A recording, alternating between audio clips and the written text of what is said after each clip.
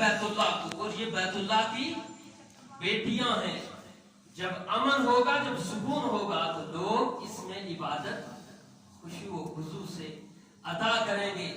لوگ اللہ کا قرب صحیح طریقے سے حاصل تبھی کر سکتے ہیں جب مساجد کا امن برقرار ہے.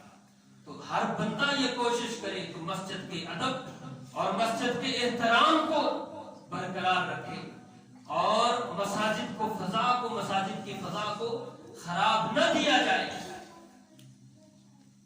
لیکن ہم اس میں غفلت برتتے ہیں. جس کی کسی جگہ میں کوئی حیثیت نہیں ہوتی وہ مسجد میں آ کر نمبردار بنتا ہے اور مسجد میں خرابی ڈالتا ہے اور شیطان یہ کام اس سے لیتا ہے. اس بندے کو بڑی وعید ہے اللہ کی طرف سے، لہم فی الدنیا خزی ولہم فی الآخرۃ عذاب عظیم. دنیا میں بھی رسوائی ہے، آخرت میں بھی رسوائی. اور جو مساجد کی طرف نہیں آتے،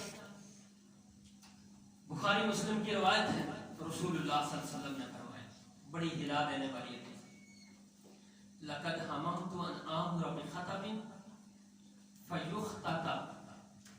میں نے یہ ارادہ کیا ہے کہ لکڑیاں اکٹھی کی جائیں. میں نے یہ ارادہ کیا ہے کہ میں حکم دوں کہ لکڑیاں اکٹھی کی جائیں اور لکڑیاں اکٹھی ہو جائیں. پھر میں کیا کروں؟ ثم آمر بالصلاۃ، میں حکم دوں نماز کا، فیؤذن لها، اور اذان کہی جائے نماز کے لیے. ثم آمر رجلا ان یؤم الناس، پھر میں ایک شخص کو حکم دوں کہ وہ لوگوں کو نماز پڑھائے. ثم اخالف الى رجال فاغلق علیہم بیوتهم، متفق علیہ، بخاری مسلم کی روایت. پھر میں ان لوگوں کے پیچھے جاؤں جو نماز کے لیے نہیں آتے، میں ان کے گھروں کو ان پہ جلا. اب رسول اللہ صلی اللہ علیہ وسلم کی اس حدیث پہ غور کریں. لقد ہممت، بلا شبہ میں نے ارادہ کیا. اس کا ارادہ ہے ہمارے نبی امام الانبیاء علیہ السلام کہ لکڑیاں اکٹھی کی جائیں اور لکڑیاں اکٹھی ہو جائیں اور آپ صلی اللہ علیہ وسلم حکم دیں. اور مصلی امامت پہ کون ہوتا تھا؟ رسول اللہ خود. لیکن کیا رسول اللہ فرما رہے ہیں کہ اذان نماز کے لیے کہی جائے، پھر میں ایک آدمی کو نماز پڑھانے کے لیے مقرر کروں اور پھر میں ان لوگوں کی طرف نکل جاؤں. یعنی بعد میں آتے نماز پڑھوں، لیکن ان لوگوں کی طرف نکل جاؤں جو مسجد میں حاضر نہیں ہوتے.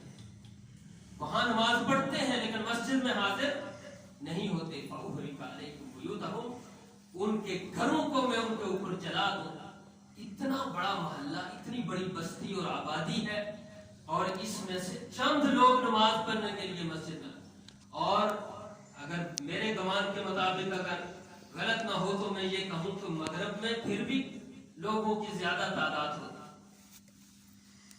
اور اس کے علاوہ اور بھی برا حال ہے مسلمانوں کا.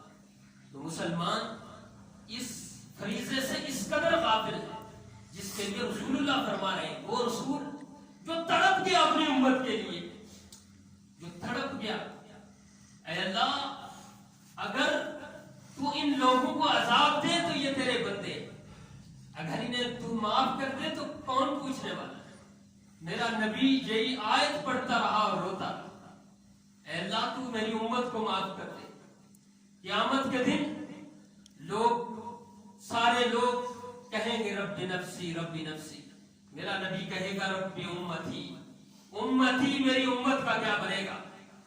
اللہ کے رسول اس قدر امت کے لیے تڑپنے والے، اور بے نمازی جو نماز کے لیے نہیں آتا اس کے لیے رسول اللہ نے کیا فرمایا؟ فاغلق علیہم بیوتہم. حالانکہ ان کے گھروں میں بچے بھی ہیں، ان کے گھروں میں عورتیں بھی ہیں. تو رسول اللہ صلی اللہ علیہ وسلم یہ وعید اس بندے کو سنا رہے ہیں. تو یہ جتنے بھی اعمال ہیں ان کی قبولیت کے لیے میرے بھائیوں دو ہی شرطیں ہیں، الاخلاص والثواب. جتنا بھی عمل کرو گے اس میں دو چیزیں اگر نہ ہوں تو وہ عمل بیکار ہے. ایک اخلاص ہے، مخلص اللہ الدین، اللہ کے لیے. وما امروا الا لیعبدوا اللہ مخلصین لہ الدین.